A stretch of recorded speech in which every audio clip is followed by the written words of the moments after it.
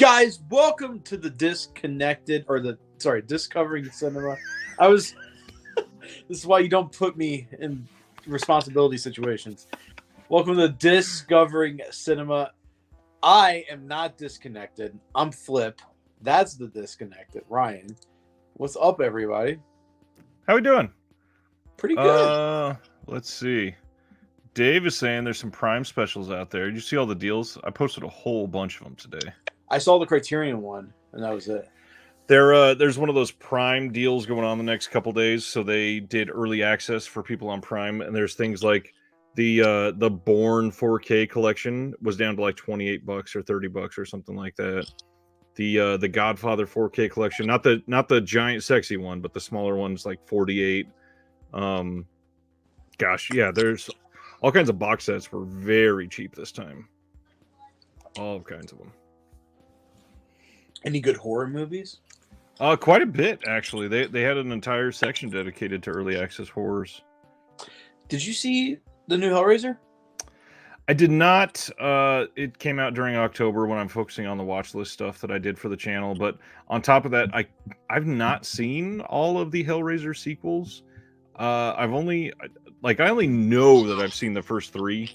I probably saw at least one of the others, but most of them are not great. Like that's how most people know them. This one seems pretty polarizing. Oh yeah, very.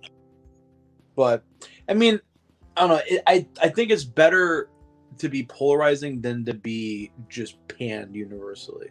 Oh yeah, for sure. So, but I mean, that's a franchise that seemingly can't catch a break. Because I did see the one previous, and it was awful. Yeah, there's a few that are just not great, supposedly, but it sounds like at least a solid entry. Even if you rank it at like number 4 or 5 in a big franchise, that's still pretty damn good. Yeah. Hello everybody. Sardis, Dave, Eric, Flickering, Griff, not acknowledging Antoine because he didn't say hi to me. What's going on, Antoine? How are you? Eric, my friend. Eric just ran the Chicago Marathon this weekend. Congratulations, dude. He beat 4 hours. That was his main goal. So how many miles is the Chicago Marathon? They're all a marathon is 26.2 miles, all of them. 26 miles in fucking 4 hours? Yeah, I find it difficult to drive that sometimes. I had an incredible time last night. So my wife's been out of town visiting her sister and our nieces.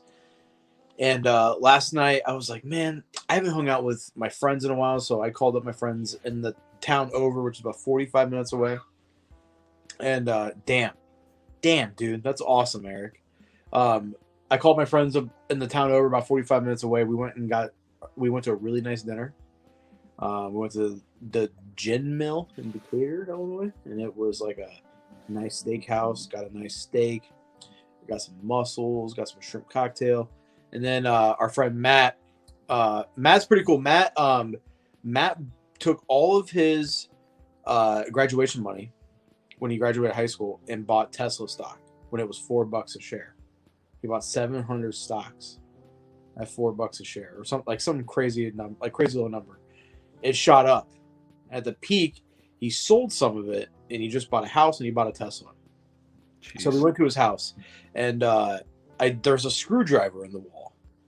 And I was like, "Why is there a screwdriver?" He goes, because we're gonna cut this wall down, and we're gonna like make it open because it was like kitchen, dining room, and then living room. And there's a wall separating the three. And I was like, I could probably punch my fist through this wall pretty easily. So then we just demolished his wall at like 10:30 at night. But what's funny is that before that, we were on the porch and the neighbor came out and was like, hey, can you guys keep it down? It's getting late. We're like, yeah, sorry, let's go inside and be quiet. And then we went inside and proceeded to do demolition. We were punching the wall. We were running into it, trying to knock it down. It was a great time. Very fun time. It does sound fun. Damn. Eric, I want to ask you a question. How do you stay motivated? Because physically that's insane, but mentally, I feel like that's probably a lot tougher. Yeah. There's no way I could do that now. Not to mention my foot problems, but on top of all that, just staying Staying aligned with that for so long sounds rough for sure. I can run 1 mile fast, but that's it. After that mile's up, I'm like, could not imagine running 26 something miles. I've only ran a full mile once in my entire adult life, or once in my entire life even. I don't do cardio every night. I should. I do cardio maybe 3 times a week, and each time I make myself run a mile. So sometimes I'm like, I'm just getting this thing over with, and I'll sprint. Sometimes I'm like, I don't feel like moving too fast. But a mile a day, a mile a workout, a mile a day will keep the diabetes away. Isn't that how it goes? Something like that. Something like that. Do you have pickups? Yeah. I mean, I showed a lot of stuff for my patrons this week, but I can show a handful of things. I've like piles around me. First of all, super stoked to get Out of the Blue from Severin on 4K finally. Definitely need to watch this. What is that movie? This is a Dennis Hopper movie, and it's been called shocking and a feral punk masterpiece, yet remained virtually unseen for 40 years. Now experience this haunting portrait of juvenile delinquency that ranks among the most powerful in American cinema, from actor-director Dennis Hopper as it's never been seen before. I mean, I'm all putting in on out a that. Dennis Hopper movie. It's bizarre. Almost as weird as Vinegar Syndrome putting out a Patrick Swayze movie. That's true, kind of. But I mean, some of these boutiques have given some Dennis Hopper films some love. I mean, look at Mad Dog Morgan. That's gotten a bunch of love. That's I mean, I guess, but Severin, you know what I mean? Like, Indicator seems more like a label that would do that stuff. Severin also put out Overboard, so we're kind of past that. What is Overboard? The Kurt Russell, Goldie Hawn romantic comedy. Are you shitting me? They did?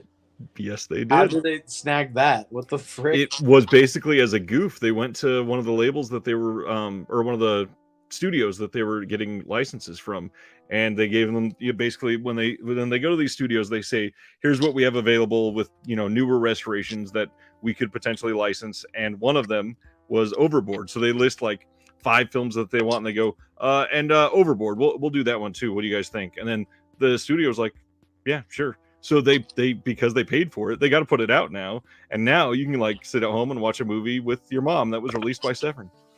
That is weird. But it's funny as hell too. That is also very funny, yes. Speaking of pickups, let me see if I can pull 1 or 2 of these over here. I only shared this for patrons, but now that it's getting worked out, I think it's okay to talk about publicly. I had my monthly Vinegar Syndrome order come for the month of September, and FedEx delivered my package unknowingly to us, leaning against my garage door in front of my house. My wife went to leave, pulled away, thought she had a flat tire, and turns out she had lodged my Vinegar Syndrome order under the front of our car. She got out, backed up so that she could get it, took it out, and the box was thrashed on half of it. And half of my box looks like this. So one of my slips completely ripped up here. This movie, on the other hand, is in pretty decent shape. But then we get something like... oh, this one got it pretty bad. Is this one you can see it?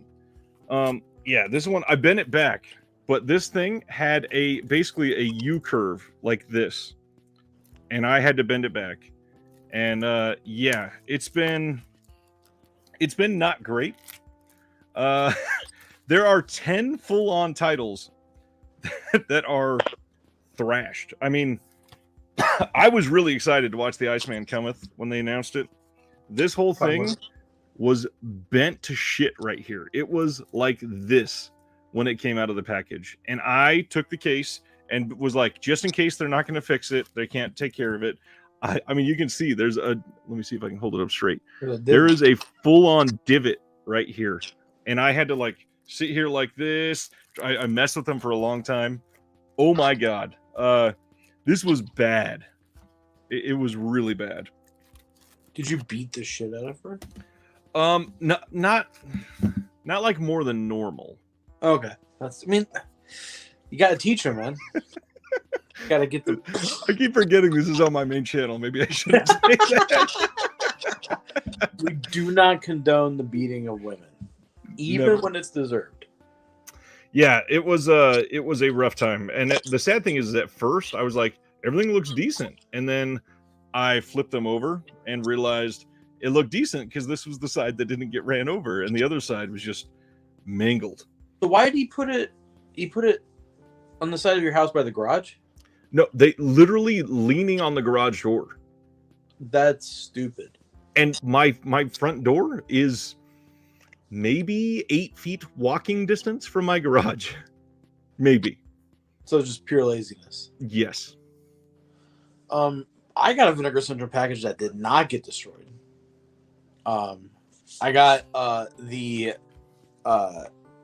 Emmy nominated Red Sun Rising. Emmy nominated. Hey, I've seen that one before. Yeah. This is not a good movie. Yeah, I figured. I shared in the Asian cinema circle that I got this, and someone said, "Why did you get this?" And I was like, I got Righting Wrongs, finally. Gotta say, this movie does not deserve this kind of edition. This is not that great of a movie.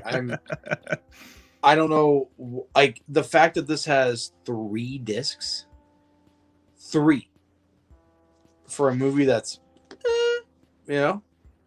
but Facebook user says hello. Dude, Facebook user, I've seen you around.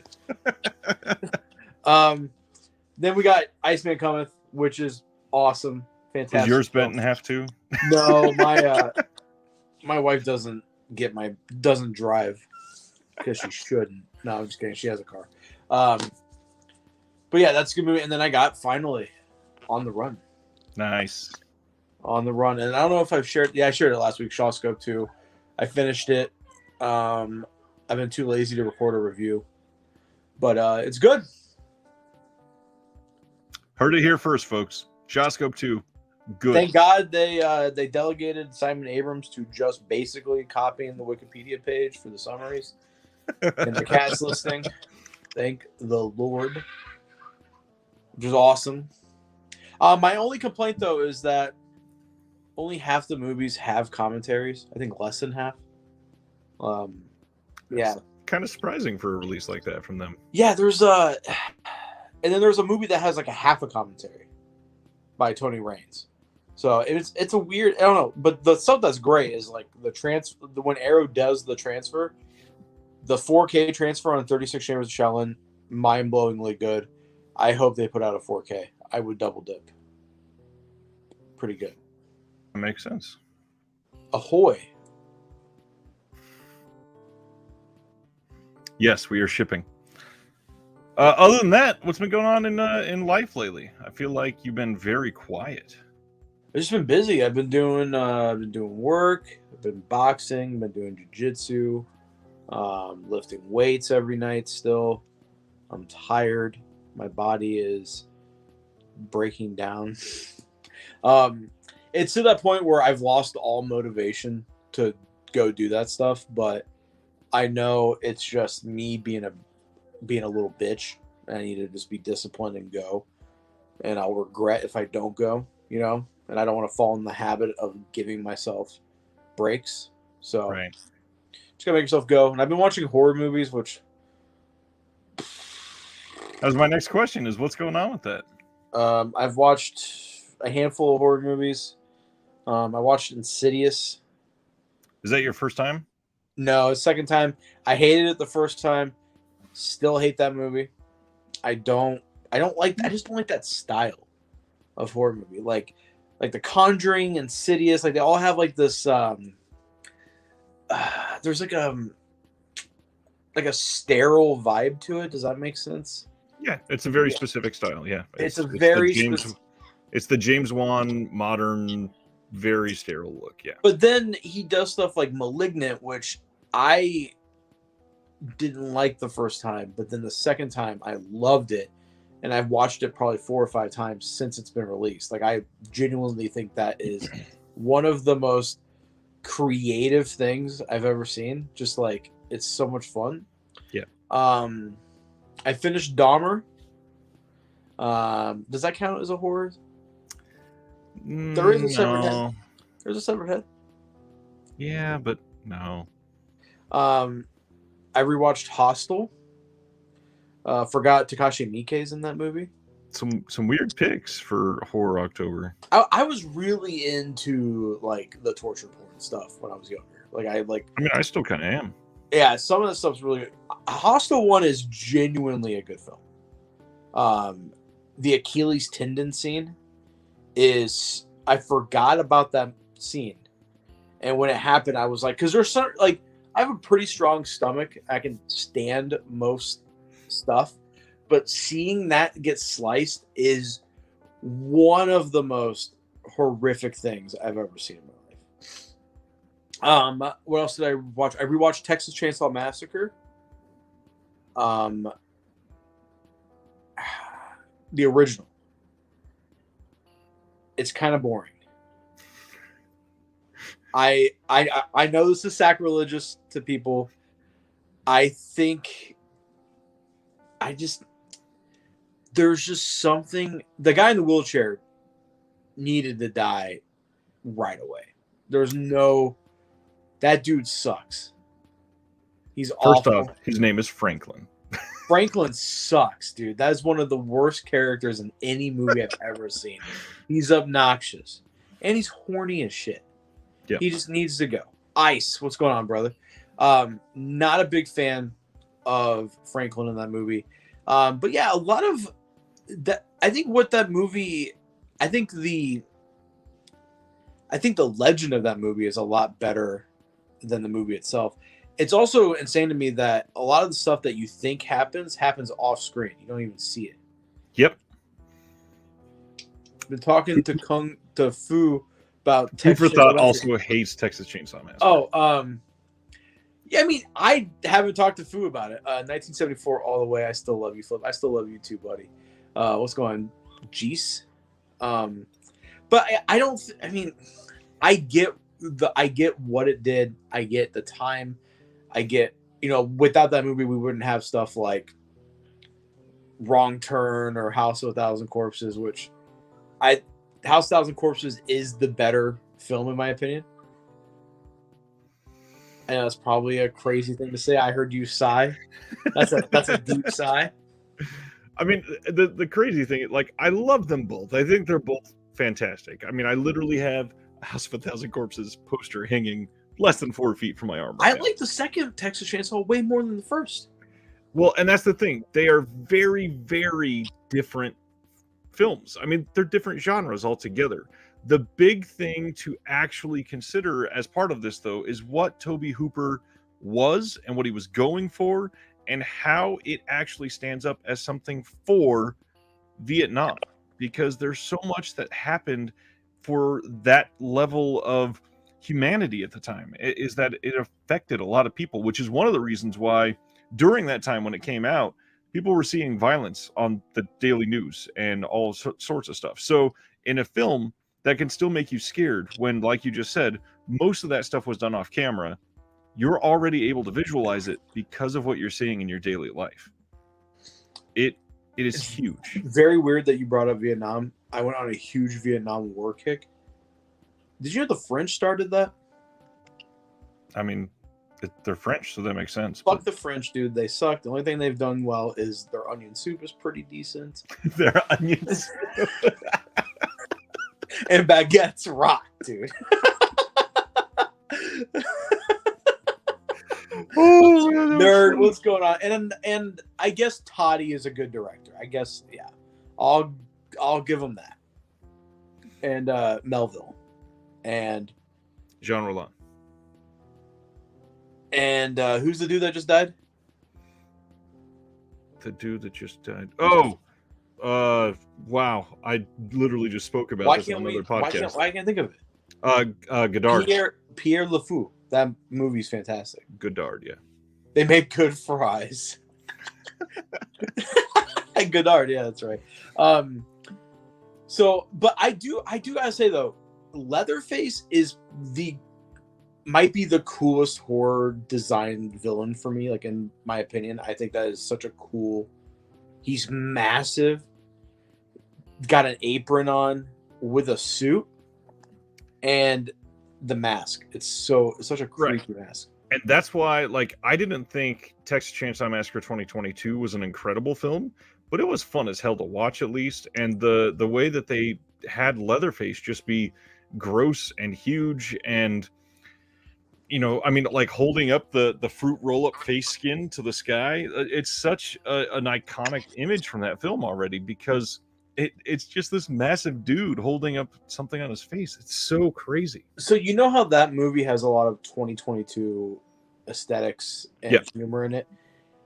I don't like that in movies. Oh, I agree. And I want to know, do people, like older people in the chat, like Sardis, were there things that were contextual to the time that when you saw in a film you didn't like but has aged well over the years?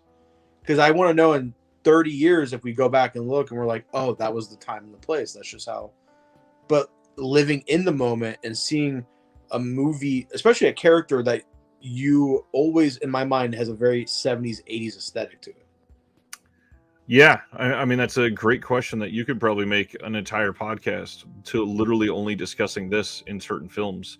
I find it really, really frustrating how on horror movies nowadays, they pretty much always have to have a way to explain away cell phones.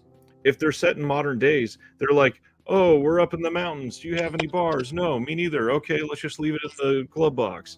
Or something like this, where they can get something to where people, get it smashed or something, just so they can't use that to explain. And it sucks. It sucks that they have to explain that away. I mean, the technology from the time is always going to be something that really sets it in its era, period. No, sorry, I'm not saying horror specifically. I'm talking about like any genre at all. I think a franchise that gets away with it very well is Friday the 13th. The last Friday the 13th movie, because I think, the setting is you're at a camp. When you're at a camp, you're usually probably disconnected from tech. You're supposed to be outside. So right. I think that can get away with it. I think they could do something really creative with Nightmare on Elm Street by introducing tech. Like maybe like Freddy's in VR. And it's timely. Did you see Heather Langenkamp did a interview because she's in that Midnight Club Society show, and she said she wants to come back and face Freddy one more time. Is that a good show?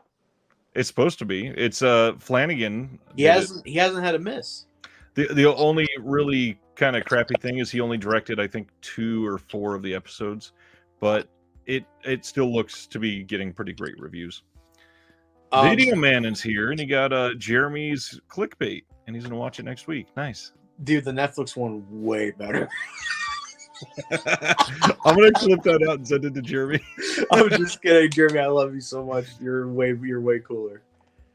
The Netflix one, Jeremy's is concise. You know what I mean? It's to the point. Netflix one is fucking. It's like, all right, come on, let's get this concluded.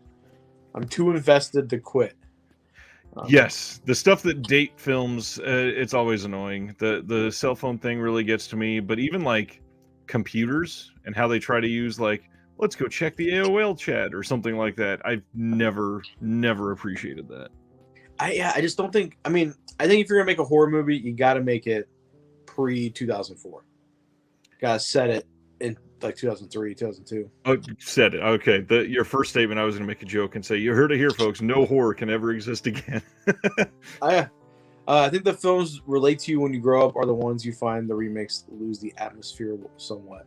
Different for each of us. Hey, Flip, you saw the Frank Jang text I sent? Yes, I did, bud. Sorry, I was in the middle of jiu-jitsu when you texted me. But that is pretty exciting. What else have I watched? What other horror movie? I rewatched Devil's Rejects. I wouldn't really count that as a horror movie. It's more of a road trip movie. They're on a road trip, man. I still think that final scene is cinematically really fucking cool. Mm-hmm.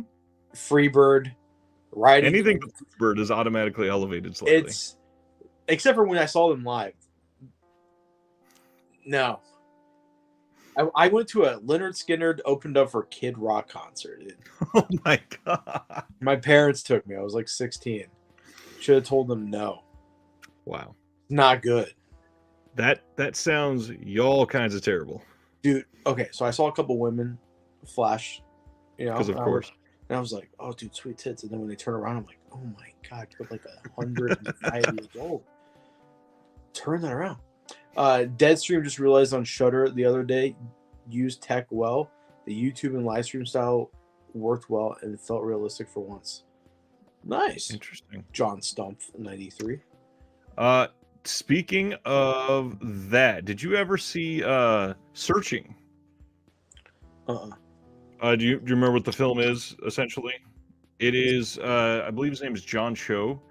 The guy that got famous from the first American Pie film, him and Kal Penn, they're the Harold and Kumar guys. So John Cho is a father, and his daughter suddenly goes missing, and it wasn't the first, but it was like the big breakout, really critically appraised film for only being on a screen. Basically, it was him checking emails from his daughter, looking for old text conversations, following up, doing video calls with the detective, stuff like that, watching news stories, and it's pretty damn well done. And I think that's one that could hold up. I don't see that one getting terrible over time, depending on how much we advance, I guess. I don't think we're going to advance too much. I think there is a cap. I think 4K is going to be the cap. Not that type of advance. Oh, you mean like as a society? Like if there's ever genuinely like flying cars, there's going to be no advancement. Look how absolutely stupid we are. I mean, we're pretty damn stupid. We have 25 people watching two chubby dudes talk about physical media. That's true. A lot of worse things you could be doing with your time, like watching text. As all of a sudden our viewers go. What else did I watch? I should have. I wish I could open up my letterbox. Wait, no, I haven't even logged them. I wish I would have my watch pile.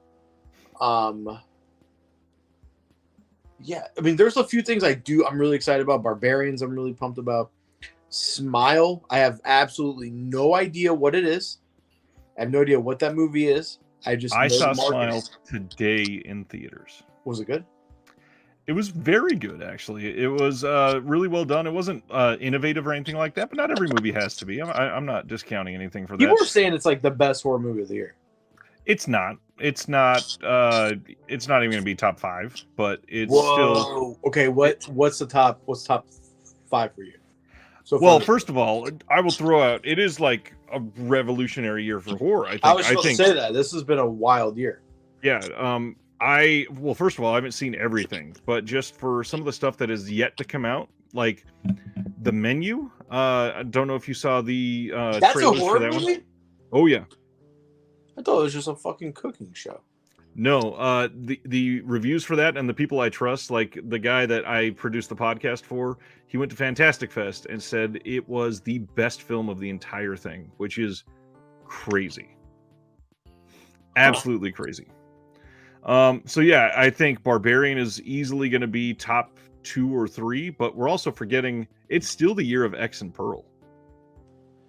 Okay, I know nothing of Pearl. X, I'm not too terribly big in the Thai West. So wait, you haven't seen X yet though, right? No. So X does not feel like a Thai West film at all. So it's good. I am big into Thai West, but this is a big departure for Thai West. This is stylized completely differently. It's got a incredible cast. I mean, Jenna Ortega absolutely slaughtering the horror community this year. It is so. I mean, even freaking Kid Cudi is great in it. But Kid Cudi's in it. Kid Cudi is in it. I can't watch it. I'm a Kanye fan. It is so stupid not that you anymore. just said. Not after last night. Never mind. Yeah, I think X has to be up there. I still haven't seen Pearl. So Pearl looks great. Yeah, you'll understand what Pearl is when you watch X, because it's essentially an origin story. He Wait. got greenlit to make a trilogy of Is films. Pearl a Ty West movie? Yes. Wait, what? And they've already announced a third called Maxine. I feel like you tell me this every week, and every time I'm like, what? So Pearl is a prequel to X? Yes, but set decades prior, and they made it like back to back to back, 3 different films. Should I watch Pearl first? No. Watch X first and be amazed by the end of it when you discover what Jenna Ortega did in that movie. What'd she do? Or, God, I did not mean to say Jenna Ortega there. I meant to say Mia Goth. Mia Goth is the other one that is huge in X. If you want to spoil, I can say it's not spoiling the film, really, but she plays 2 different characters in X. And I am always amazed when people do something like that, because that She takes... plays Mia Goth and Mia Prep? I gotta admit, that was pretty good. Thank you. That was pretty damn good.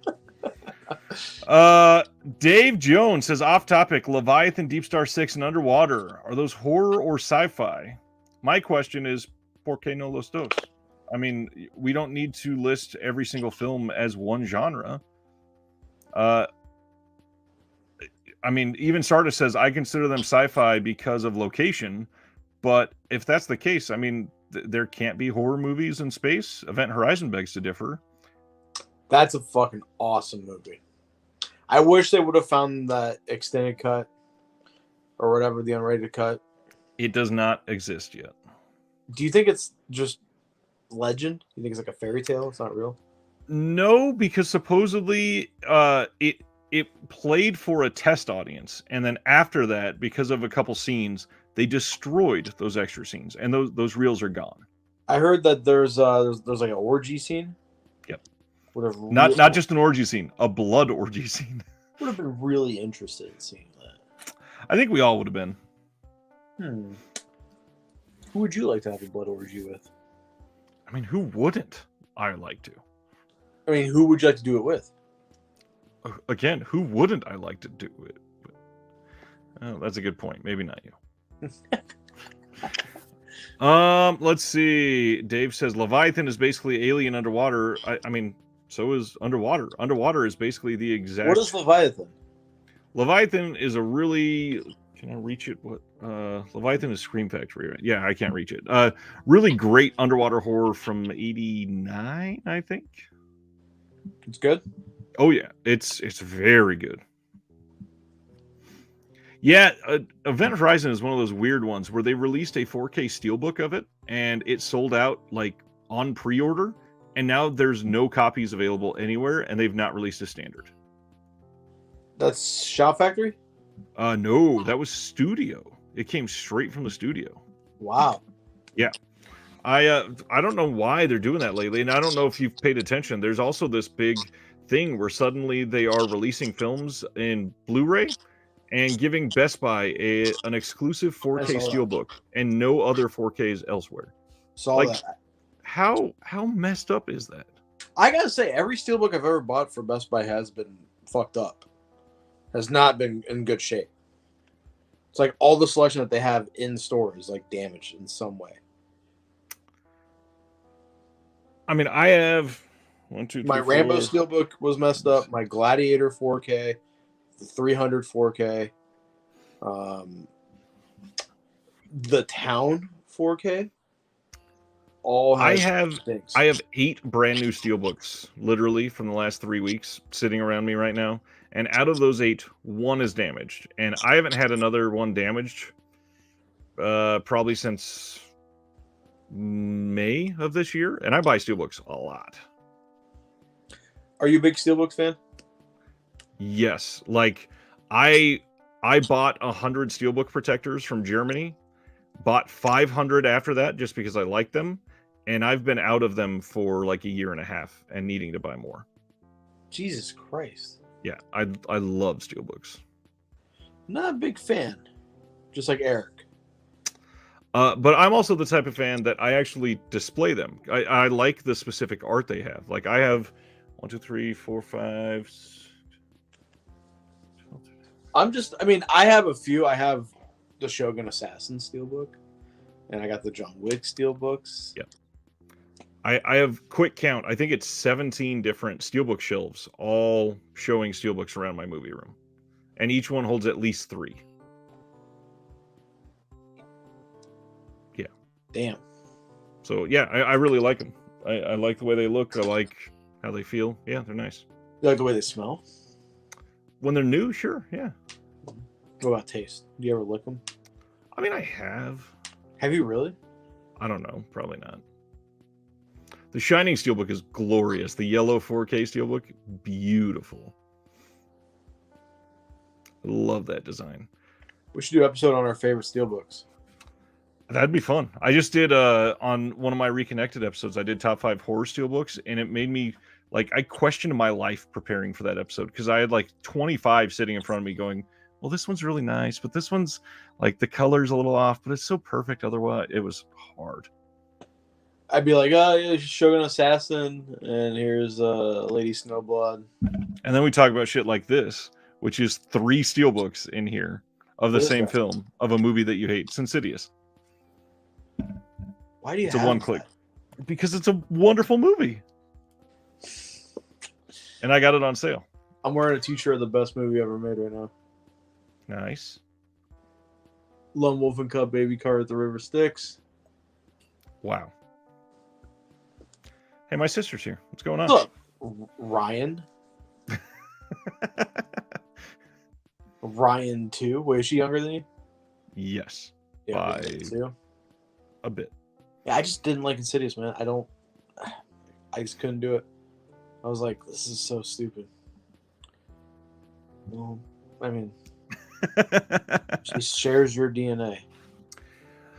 There is no tension. Insidious is fun, but it's certainly not for everybody. And the hard part is if you don't like that James Wan modern style, you're not going to like it. And I think that's why a lot of people didn't like Malignant, because the first half of it kind of had that feeling, but it felt like a soap opera a little overacted, a little fake.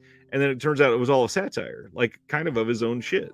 So when they got to the turn where everything went wild, that movie turned into one of the most fun experiences ever. It's so fucking awesome.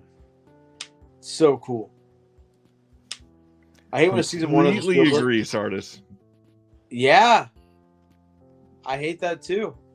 I think even worse are the shows where they start off really popular and they are, the first 3 seasons of a 7-season show are on Blu-ray and then they switch to DVD only. I also hate when someone is doing DVD only. And I mean, Mill Creek did this. They were putting out Ultraman. Yep. And then they switched to DVD, and the Japanese releases have Blu-ray. So it's like there's literally no reason. Yep. And they look so stupid to have a uniform look, and then you got like random shows being DVDs and then Blu-ray.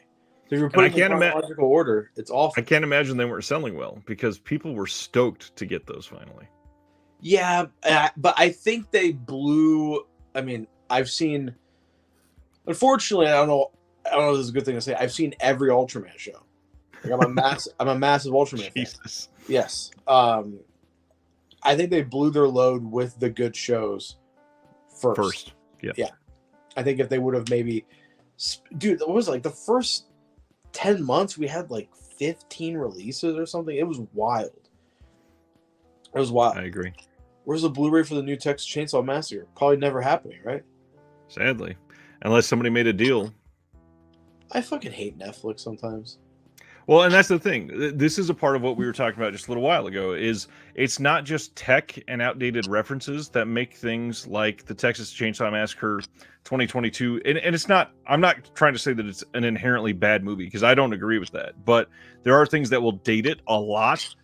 But the other thing is the Netflix aesthetic. And when they require people to shoot stuff on specific cameras, use specific filtering, Is there a reason for that? Yes, it's because they have fine-tuned what looks best on their platform. Man, I really hope that doesn't affect Havoc. It very well may. If they are the ones that finance the entire thing, it very well may. God damn Netflix. And that's the thing. When you are catering what you are filming based on what it's going to be distributed on, and it's streaming, like you're kind of fucked before you even start, sadly. They do put out good kids content though. My kid loves True. I can't really argue with that. They've done a lot of good stuff. I mean, Mitchell's versus the Machines really only got a good release because of Netflix. The Sea Beast this year was really well done. I like The Gray Man. I don't know why. It's a dumb action movie, man. A emphasis on the word dumb. It is dumb. I am sick and tired of Ryan Reynolds, though. Wait, no, he's not in that, is he? No, it's Ryan Gosling. Yeah. But I hate Ryan Reynolds. Have you seen The Voices? No. It is his best performance. Well, what did I just see him in? He's in it for a second. What did I just watch? New release. He's in it for a second. I'm not your letterboxed. Literally a second. God, what movie is this? What movie did I just watch? As you're trying to think, I will pitch everybody. If you have never seen The Voices, absolutely go watch The Voices. John, I will 100% put The Voices over Buried any day of the week.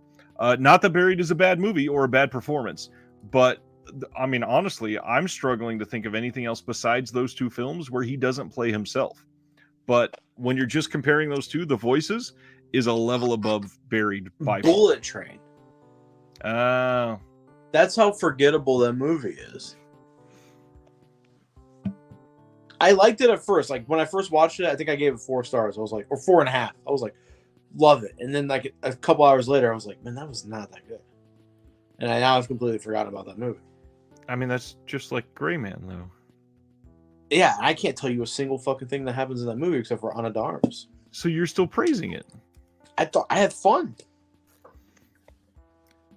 Silence says, tried watching The Voices, but it got to me because it reminded me of my intrusive thoughts because I have OCD. And that makes perfect sense. Yeah, that's one of those movies that is rough for that. And to bring it back to what we talked about just a little while ago, Smile is the first movie that I've walked out of in a long time that I thought immediately, holy shit, if somebody is not in a good place mentally, this is a really bad movie to watch. So what's the thing with Smile? Like, what's the... Essentially, the movie starts where somebody is a therapist. She's a doctor working like too many long days at this hospital, and she gets called in to help with emergency cases for patients that are dealing with paranoid schizophrenia, stuff like that. A patient comes in and is so scared that she is standing in the corner and unwilling to come and sit down to have a conversation with this doctor. And the doctor finally sits down, shows that there's nothing in her pockets, and the other one comes over and, she was scared. She finally eases up enough to sit down and tells the doctor, I'm not crazy. I'm a PhD candidate. I'm not losing it or anything like that. However, a week ago, I saw I saw a professor at the school bludgeon himself to death with a hammer. And the worst part about it is the whole time, all he was doing was smiling at me. Then, as she's sitting here retelling the story, and this is not spoilers at all, like a lot of this is in the trailer, but she says a couple more lines and then says, oh my God, starts freaking out and says, it's in the room right now. And this girl kills herself in front of this doctor. And everything comes from this whole scene. And then there's research involved and why people are smiling and killing themselves. And it's crazy, but there's a lot of suicide talk. There's a lot of mental health talk. There's a lot of, was the talk that the gas prices were too high? Wow. There is a lot of talk about how people are slow to trust those going through something like this. And instead of trying to help, immediately go to, you sound crazy and you're unreasonable. And it's genuinely can drum up a lot of empathy. But if you're not in a good spot mentally and you walk into it, like, oh God, this goes dark in quite a few scenes. And to bring it back to Harold and Kumar, Kal Penn's in it and does really well. Kal Penn's so hot. He really is. He's so attractive. Yeah. He's the one in the Eternals, right? Yes. No, I that's from our. That's. Are we getting our brown people mixed up? What? We're getting our brown people mixed up. Did I say the wrong movie? What did I say? I said, is he the one in the Eternals? I And you think said, he's in it. I don't. I think that's a different brown actor. I'll look it up. Anyways, I wanted, since I think I have John's. Yeah, it does kind of play like an American J-horror, which is the perfect way to bring Yeah, up. Kumail Oh, Nanjiani. I knew Kumail was in it. I could have swore Cal Penn was in it as well. We love brown people on this podcast. We love all the Punjabis. We love. What's funny, this is just like what you just said about the Gray Man. I watched the Eternals. I forgot everything about it immediately. Yeah, I can't tell you a single thing about the Eternals except for some hikes. Again, cool. Ana de Armas, Gray Man. It could have been Penelope Cruz, and I would have been cool. Salma Hayek or Penelope Cruz? Oh, Salma Hayek. I mean, I'm not stupid. Ryan Reynolds, Ryan Gosling. Like to watch act? Yeah. Or more attractive? Both. To watch act, it's got to be Ryan Gosling. Yes. Yes. I mean, he's the one that can act. More attractive, I mean, it may still be Ryan Gosling. Dude, did I talk about Bullet Train last week, guys? No, because we weren't on last week. Did I talk about Bullet Train last episode? I don't think so. I don't think you had watched it last episode.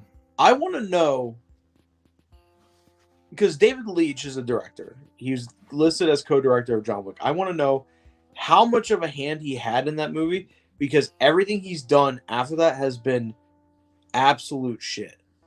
My Daughter's Bubble Wand. Been absolute shit. He did, except for Atomic Blonde is all right. He did Hobbs and Shaw, which I did not like. I do not like Deadpool. Gosling does pee sitting down. Is that true? I guess. I trust Ice. I pee sitting down sometimes. Sometimes you just your legs hurt. You know, you just need to squat down, squatty potty. But Gosling's brand of humor has infected action movies, and it's not. Or Reynolds' brand of humor has infected action movies. I do not like it. I can't stand it. Not my thing. Sorry, just talking about your bubble wand. I mean, it could be. I can show you how to blow bubbles. Anything's a dildo if you're brave enough. I got a whole banana in my throat the other day. I could. Anyways. I love taking videos of me doing that and then sending it to friends and just them being like, why? I've only got like 3. I feel deprived. I've only done like maybe 5.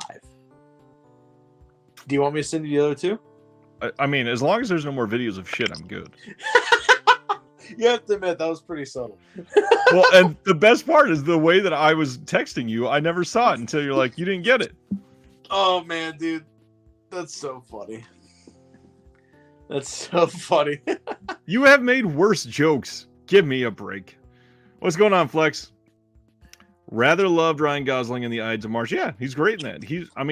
I will 100% right now throw down for The Notebook. I think that movie's fantastic. The movie's fucking awesome, dude. The movie's awesome. Dude, yeah. Fuck yeah, I did. It's not here yet, though. Super pumped for Gavin. Gavin is part of the Metal Heroes franchise. So Kamen Rider was really big, and it started to die down. And then they did the Metal Heroes. I think Gavin was the first. And then that got ultra popular. So they canceled Kamen Rider for like a decade. So I think all the 90s didn't have a single Kamen Rider. So I think it was until 2000 is when Kuga came out. And that just got a release from Shell Factory. The Flashback Hour? The Flashjack Hour? I loved watching your record skip there like 6 times. I was like, I don't think Ryan likes tokusatsu. That's why immediately I went like this. Yeah, you're not a big Toku guy, are you? Not really. Have you watched any? I've sampled a few things. It's just... It's amazing. It's Japanese men in spandex, and it's awesome. So anyways, we talked about your recent watches for horror. What do you have on the list for the rest of the month? Because I know that you were trying to go a whole bunch on horror. I want to watch the two new Halloween movies. I'm going to watch X and Pearl because I did not know that they were related. Thought Pearl looked good, so I'm going to watch those. Barbarians comes on the 19th, I think, to HBO Max. 25th. 25th? 2 weeks from today. So that's on my list. I'm going to watch the shit out of that. Yeah, I'm trying. I'm just going to try to catch up on all the stuff that came out this year. Knowing what you like in horror, you are going to love Barbarian. I want to see Saint Benedict.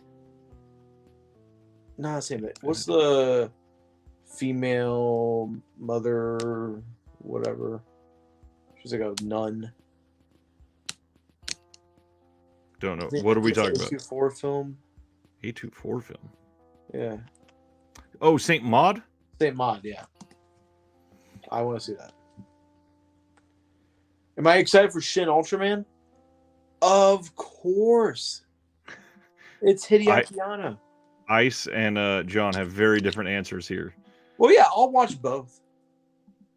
You know what Benedetta is, right? Yeah, dude. Okay. I'm excited for that. I would imagine so. What's that mean? It's a very horny movie. Are you saying I'm a horny man? Yeah. I am pretty horny, dude. All right. So Saint Maud, X and Pearl. Anything else crazy on the rest of the watch list for the month? Monsters. I am hoping to watch that in November. Heard nothing but good things. Since my show on Thursday, I've watched a handful, and I want to highlight a couple for everybody. Extraordinary is a comedy horror film from, I think, the UK. Oh my god, like actual laugh out loud moments that I was not expecting. It's got Will Forte in it, and he's like the main recognizable face. And this movie is pretty damn funny. It is about somebody that runs a business who used to advertise like medium psychic level powers, and she gets all kinds of people calling to help her with those things, and she doesn't want to do that anymore.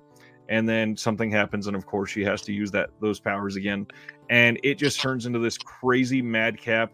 There's a hole in the floor where Satan comes out of it eventually, and it is remarkably funny. There's so many random things in this movie that you think will not be able to be funny, and they're genuine laugh out loud moments. Did you watch the new Don't Hug Me, I'm Scared? I don't know what that is. Guys in the chat, tell Ryan to watch Don't Hug Me, I'm Scared. Can you tell her to whisper louder, please?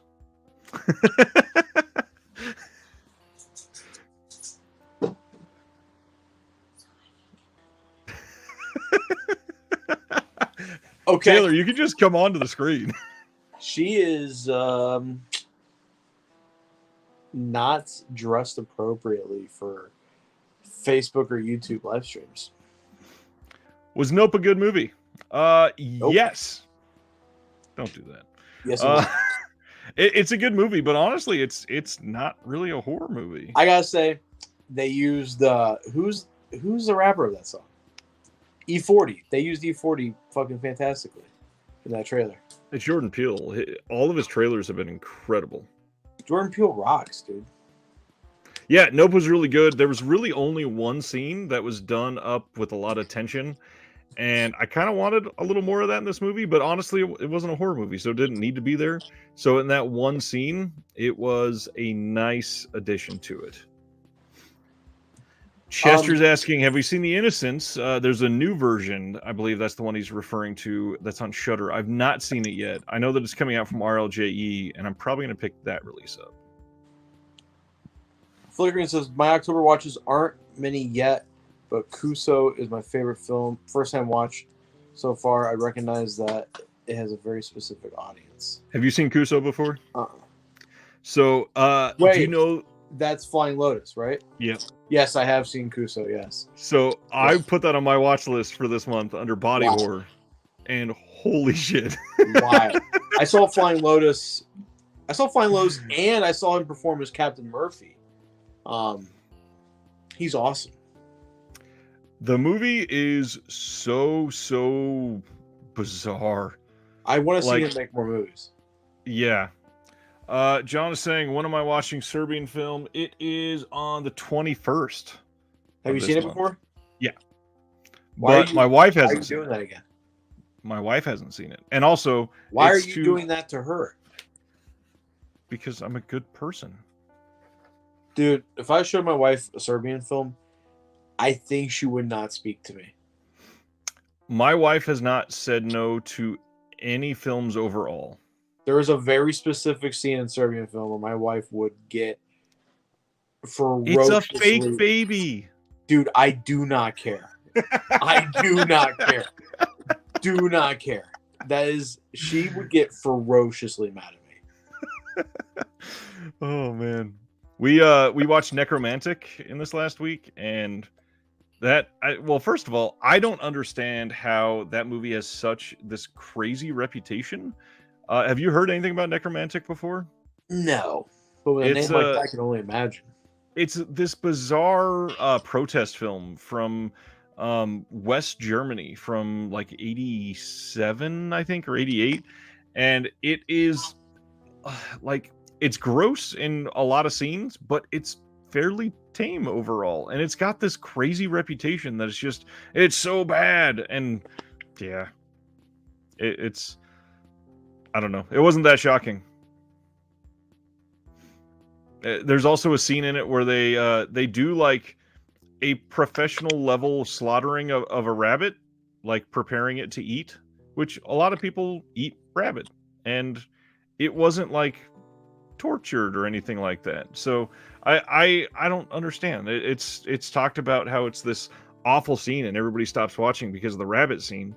It was literally like what they do to prepare animals for food. It wasn't terrible. Rabbit's delicious. I haven't had rabbit in a long time, but you know what I love that I haven't also had in a long time? Buffalo. Buffalo is really damn good. Oh yeah.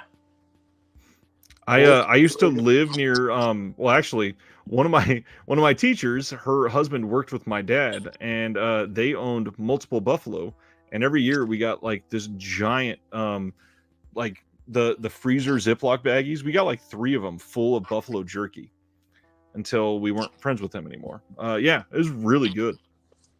Ryan, let me ask you, would you eat dog? Would you willingly eat a dog? Probably not. I think I would. I think if I was in China or Korea and they were doing it, I would totally do it. It's tough. What kind of dog? Golden Retriever probably tastes the best. The worst is probably Chihuahua. Oh yeah, because it's so actually lean. No, it probably tastes like chorizo, dude. It probably fucking rocks, dude. Chihuahuas probably rock, dude. John, you don't eat red meat? I've had steak 2 nights in a row, man. I love red meat. Here's the thing, like I wish I could be vegan, but it is so difficult. I love meat so much. Dude, what? I don't want I do. I absolutely do. No, dude, fuck animals, man. If they don't want to be food, they need to quit being delicious. Sardis, French poodle with fries. Well, yeah, dude. Oh my god, could you imagine French poodle and onion soup? Ooh. This took a weird turn. So, oh man. I know. Do you want to hear a funny story from the day? No. Okay. I don't care what political spectrum you are. This is just a funny thing to do in public as a person. But I'm leaving town. My mom said, call me before you leave. I have a favor to ask you. So I call her. I'm getting ready to go drive 40 minutes to my mother-in-law's. She goes, hey, will you go to the post office and just drop? All you got to do is just drop it off and walk out. And there was a older lady there. and I hear her going, "Where are the labels that are non-priority?" And the lady goes, "They're right there," and points directly at them. I could see them. And she goes, "Where?" And she turns back around and just goes, "Build back better, my fucking ass." And I was like, What? like, what's that got to do with anything? I was just like, I started laughing because I was like, what the fuck? It's just so bizarre. Wow. Like, all right. That's like, I guess that's how you want to be. That's like, they were right there. To drastically change the tone of what we're talking about, I'm sure you saw. I just want to throw out a random rest in peace, Angela Lansbury. Man, she is old, but she had conquered so damn much. How TV, old was film. I think she was 96. Didn't see it coming. Just like the Queen. Everyone's like, oh my God. It's like, really? I've been expecting that for like 20 years. The Queen one, I definitely understand. Why? Because she was like 143 years old. She was only 90. She was only a year older than this lady, 97.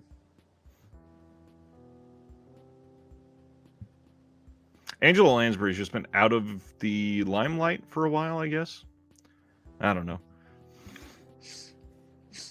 But I guess she is a voiced in that new Glass Onion film, the Knives Out I want to sequel. see that so bad. Is that out? No, I think that's November or December. It's already getting reviews though. It's already got like, pull it up. I've read a review. It was like a 9 out of 10.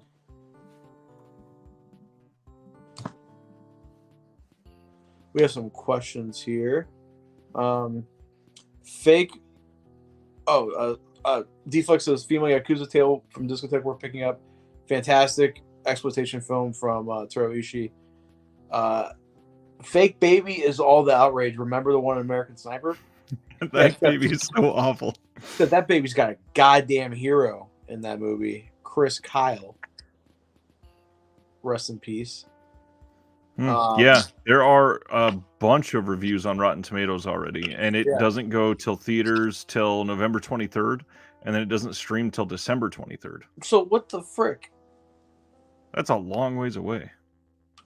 What is the there you go. handling distribution for that? Terry says it's playing festivals. Dude, the arrow thing is so funny though. It really is. I have nothing to look forward from them for the rest of the year. It's just done. 2022 is done for them in my book. I still need Robin Hood from them, and I cannot wait to get that in. Are you genuinely excited for Robin Hood? It was one of my favorite films as a child, and I cannot wait to watch it in 4K. Genuinely. Like, that is one that will go in the day I receive it. I just realized my barber reminds me a lot of you. He's obsessed with horror movies. Okay. You're obsessed with horror movies. You guys both have a franchise that's a children's franchise tattooed on your body. He's got a whole entire Ernest sleeve. Like, really, like, not just like, I mean, he travels to one artist and it's a exceptionally well done Ernest sleeve. That's awesome. I was getting my haircut one time. He pulled a Glock out on me, like as a joke. But I was like, dude, what the fuck? I was like, Coy, stop. And I was like, I can't believe what fucking do with it. Huh? I said, I'll cut you. Does that count? I mean, yeah. But I was like, I can't believe I just got a Glock pulled out on me by a dude with an Ernest sleeve. I think I might try to show my kids Ernest Scared Stupid this year. I gotta watch it for that one scene to see if it's too scary for them. 7 and 6. But I think that's a good age. But on top of that, like the YouTube stuff that kids are into these days, like my kid knows who Pennywise is because he's a character in a whole bunch of random ass videos. Are you guys gonna try for kid number 3? It's impossible. Why? Because right after kid number 2, I said that ain't happening. Went to the doctor. You obviously haven't read the Bible. Stan Geezy saw Angela Lansbury live on stage in Sweeney Todd, and I am very, very jealous. I know what his name is, but I heard Saint Yeezy. And I was like, dude, that's a sick name. It really is. And he even says, this conversation meanders nicely. Yeah, the Tuesday shows, these are a tangent-filled wonderscope of heaven. We always start off on topic. Usually. I feel like this is just how natural conversations. This is a natural conversation because my favorite podcast is they always go off on a tangent. Oh yeah, it's natural to start and then just disappear. So this is just friends hangout night for sure. Yes, this is just the boys being boys. Is your barber's name Vern? No, his name is Coy. Like the fish. I was about to say, was he born in a pond? I mean, I wouldn't be surprised. Stan is no saint. Dude's crazy fun.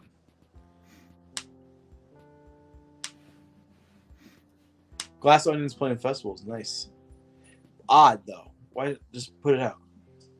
Yeah, I completely agree. Completely get it. Oh, I forgot I put that in the title tonight. That's hilarious. Did you really? I don't remember what it is. Let me go look and see what it actually is. Oh man. So it is listed as episode 44, checking in on horror watch plans, catching up, and 3,762 other tangents. Whoa. I'll come back and you're blowing bubbles. That's perfect. What's going on, a bowl of spaghetti? That's just how Italians get a bolla. Actually, that's just how they say, can I get a bowl of spaghetti? Hey, a bowl of spaghetti! Can we talk about Chris Pratt voicing goddamn Mario? He's not. Okay. He's just voicing Chris Pratt. Okay. Everyone's all up in arms that who's the black dude in Family Guy? Are you talking about the character name or the voice actor? The character. Oh, I don't remember. Hi, Peter. That almost sounded like the old guy more than the black guy. Cleveland, that's his name, because he got his own show. Everyone was up in arms about black guy not voicing Cleveland, but we're okay with a non-Italian voicing Mario. I mean, double standards, dude. But the real thing to talk about, the trailer there, Jack Black freaking kills it. Killed it as Bowser. I want to hear Chris Pratt get a wahoo. You know, I want to hear Chris Pratt not play Chris Pratt before he can be ever voiced in any character. I watched the Terminal List on Saturday. All of it in one day at work. It's a Chris Pratt show where he's a Navy SEAL. I gotta say, man, it highlights it shows PTSD in a very listen. We can't if you're Italian, you can say that, but if you're not, you can't. I think Chris Pratt's a good actor. I think Chris Pratt gets too much unwarranted shit. I think he gets too much unwarranted shit. He is fantastic in the Terminal List. I think the Terminal List. He's fat Ryan Reynolds. Like what? He's jacked, dude. Now, but that's not where. Like other than Parks and Rec, what has he done that shows that he has genuine range? I don't know what Terminal List is, so I gotta be honest. If it's great, sure. If you don't like, I get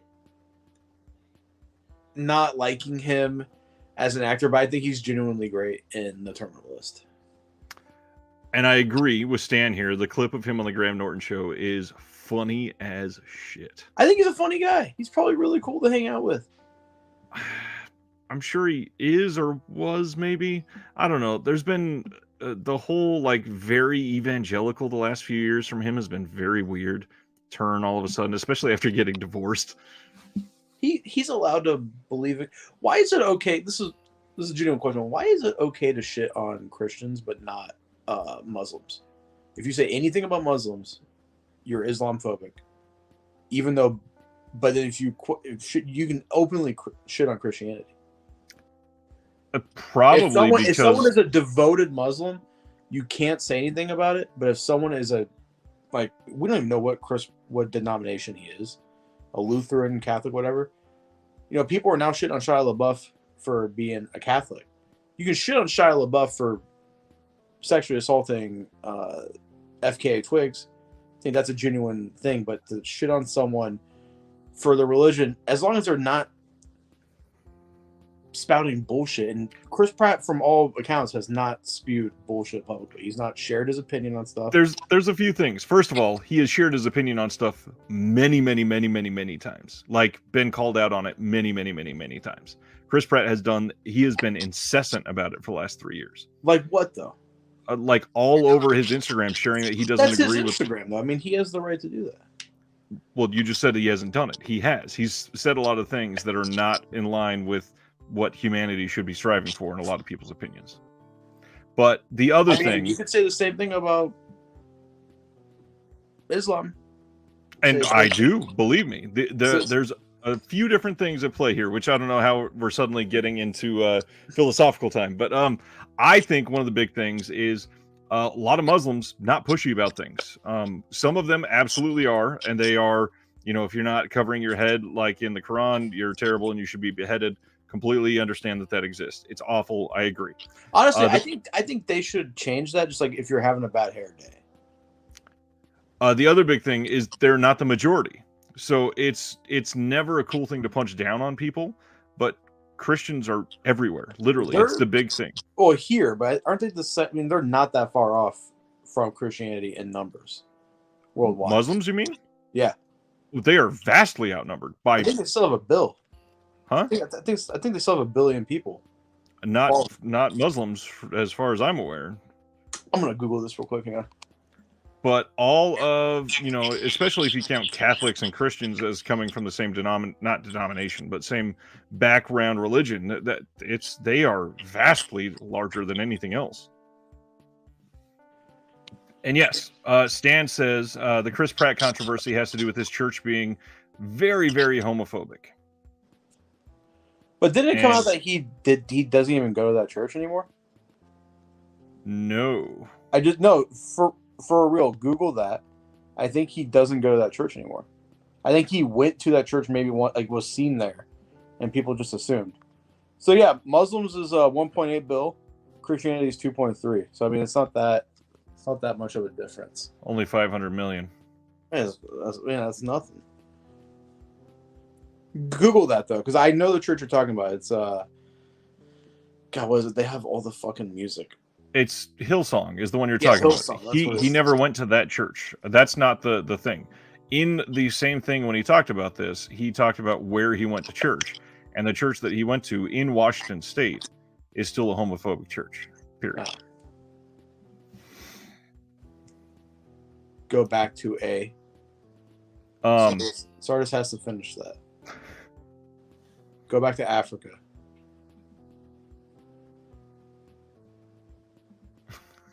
Jeez, Sardis. I don't know where to go from there.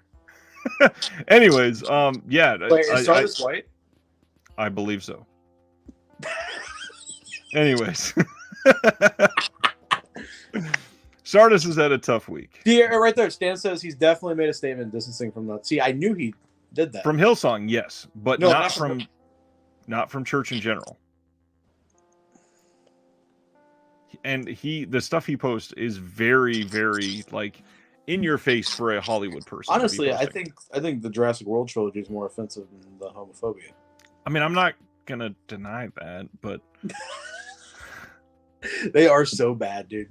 They are so bad. I tried watching each one. They're so bad. You should watch Terminal List though. You want to see? It's got Taylor Kitsch in it. What happened to him? I honestly don't know who that is by name. I gotta look it up. Hot actor. I recognize the name, but I don't recognize who it is in my mind. Can't think of anything else he's been in, but when I saw it was Taylor Kitsch, I'm like, oh my god. It's not exciting when the first thing listed under his name is X-Men Origins Wolverine. Dude, fantastic in that movie. Oh, he played John Carter. That's a good movie. It's better than it's made out to be, but it's still not a great movie. I think that and Lone Ranger, both good movies. Yeah, but you also thought Monsters vs. Aliens or whatever it was called is great. No, I didn't. What the fuck? I'm kidding. God. Okay. I was like, did I say that? I questioned myself. I was like, did I actually make that statement? Man. No, not that I remember, but it does sound like something you'd say. Stances agree. Jurassic World films are a precursor to Armageddon. That's rough. Yeah. This is very rough. Anyways, enough about religion. Back to a Serbian film. I don't know. Want to talk about Passion of the Christ? No. Why does Mel Gibson make good movies? Uh, I am actually to talk a little bit more about religion. I'm genuinely excited for Pio. I'm genuinely excited. Padre Pio has a huge fandom in Sicily, specifically because he's from Sicily. So anytime any of the grandkids got a car, my grandmother would make us put a little sticker of Padre Pio on our dashboard. It's a huge Sicilian cultural significance. So I'm really excited, and it's directed by Abel Ferrara. So it's probably going to be good. I would imagine so. I'm also kind of worried that that Walter Hill movie that just dropped on Blu-ray out of nowhere is supposedly not like god awful, and I guess if it came out like 15 years ago, everybody thought it was amazing. Everybody probably would have thought it was amazing. So I got to check that out. So I hate when people say shit like that because it's like, is it good? Because if something 15 years ago was good, if people found something 15 years ago good, a lot of those people would still hold it in high regard 15 years later. And that's what I'm getting at, is those people do, but because it's going to get buried now, and because a lot of people think Walter Hill's already washed up, they're not even going to give it the time of day. I'm going to die on Walter Hill being great. Bury my heart at Walter Hill. But also with that cast, I mean, it kind of has to be at least good. William Dafoe. Christoph Yeah, Waltz? there we go. Taylor Kitsch was in the fucking fantastic Battleship movie starring Rihanna. Who else was in that movie? I I never. think it was just Taylor Kitsch and Rihanna were the two big ones. I don't think I ever finished that film. I actually like that movie quite a bit. That movie rocks. Ugh. You know what else I watched recently? No, 300 again. that's been a long time for me. I've been reading Gates of Fire. Have you ever read that book? Nope. It's like it's historical fiction. And it's about the Battle of Thermopylae, and it's so fucking awesome. And I was Nice. like, man, I want to watch 300. 300 is the perfect bro movie, man. And speaking of religion, I took a bunch of our religion friends to see 300 in a drive-in, and Did they there love was some it? awkward stuff. Yeah, everybody liked the film, but yeah, Oh, I love that movie. I cry every time. it's good stuff. Spartans, what is your profession? Fucking awesome. You know what else I just got in, which I haven't even shared with patrons because I haven't. I literally just got this, the Akira Kurosawa film from Imprint, I'm excited to get that. and then Barfly, one of their massive boxes. What is Barfly? Barfly is downtrodden rider Henry and distressed goddess Wanda aren't exactly husband and wife. They're wedded to their bar stools, but they like each other's company, and Barfly captures their giddy, gin-soaked attempts to make a go of life on the skids. Yeah. There's an interview with Frank Stallone from this year in here. We need to do an episode on movies that best capture the Midwest. Ooh. I didn't love it, but that movie Nebraska kind of hit it out of the park. What's that? It is, in fact, I think that's another Will Forte movie. It's a random actor to have come up twice in the same episode. We're a very pro Will Forte podcast. I love Will Forte. He's so damn funny.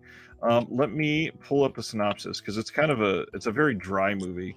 And it's got Bruce Dern in it. I forgot he was the main guy in it. An aging, booze-addled father makes the trip from Montana to Nebraska with his estranged son in order to claim $1 million mega sweepstakes marketing prize. Let me see if there's a poster, you may recognize it because it's a very, let me pull up IMDb and share it. It's a very iconic imagery. It's a black and white film, which a lot of people were surprised by. I don't know if you recognize that. I do recognize that poster, yeah. This is another one of the key arts. Yeah, good stuff. All black and white. Will Forte, Stacy Keach is in it as well. Bob Odenkirk. Oh, and the guy that just got in trouble because I think he had a sexual assault allegation. The guy that played Buzz in Home Alone and was also in this year's Kimmy from Steven Soderbergh. What the fuck? Justin, you almost worked on Nebraska. Yep. Huh. Before we go, Lynch is a straight story. We should end every episode with a couple hot takes. Oh God. Then we would just go on another 35-minute tangent. So I'm just gonna say, 2001: Space Odyssey sucks. It's not good. Like, it's pretty. It's not for me. I don't love that movie. Eyes Wide Shut, best Kubrick. That's not even close to true. It's really good. What's your hot take? Hot take.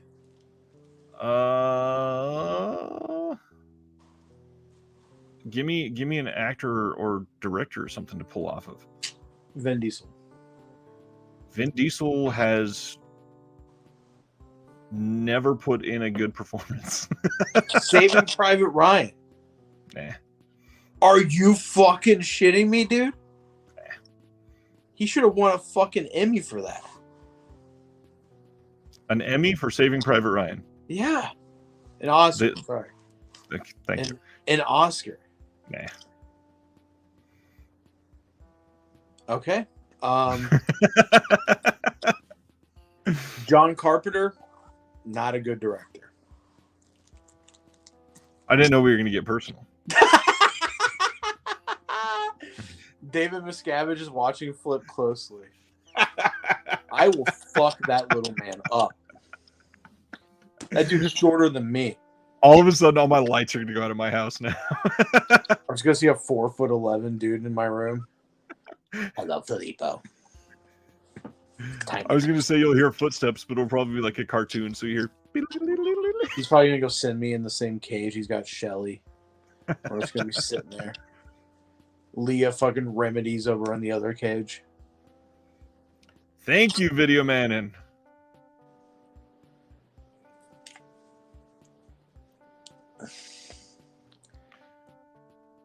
Genuinely, what would people say is like a great Vin Diesel performance? The Pacifier.